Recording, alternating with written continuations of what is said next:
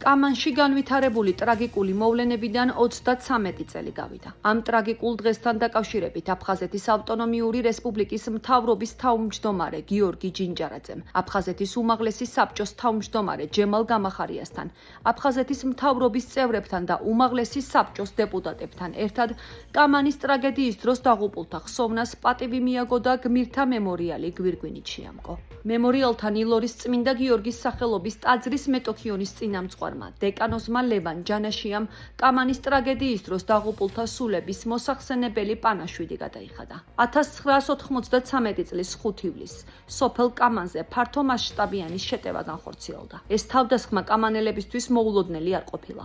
ისინი 4 საგუშაგოზე გამაგდრნენ და მტრის იერიშებს, რომელთა შემადგენლობაშიც აფხაზური რაზმები, რუსი ბოევიკები და კაზაკები შედიოდნენ, ღირსეულად იგერიებდნენ. მიუხედავად ადგილობრივი მცველების გმირული წინააღმდეგობისა, სოფლის დაცვა ვერ მოხერხდა. მტერმა კამანი მთლიანად დაიკავა, რასაც მალევე მოჰყვა ადგილობრივი სამოქალაქო მოსახლეობის მასობრივი წამება და ხოცვა-ჟლეტა. თავდამსხმელებმა არც მონასტრის წინამძღვარი, მღვდელმონაზონი ანდრია ყურაშვილი დაინდეს. იგი ეკლესიის ეზოში მოკლეს. მათ ასევე დახვრიტეს მონასტრის აღმდგენი, ეროვნებით აფხაზი იური ანუა. კამანის ტრაგედია საქართველოს უახლესი ისტორიის ერთ-ერთი ტრაგიკული თარიღია, მაგრამ ტრაგიკულ თარიღთან ერთად არის უმნიშვნელოვანესი თარიღი, რადგან ამ ბრძოლაში ქართველებმა, ჩვენმა წინაპრებმა, გმირებმა თავი გაწირეს, ყველაზე ძვირფასი საკუთარი სიცოცხლე მიუძღვნეს სამშობლოს და ჩვენ გვაქვს ის მაგალითი, რაზეც უნდა აღვზარდოთ ჩვენი მომავალი თაობა.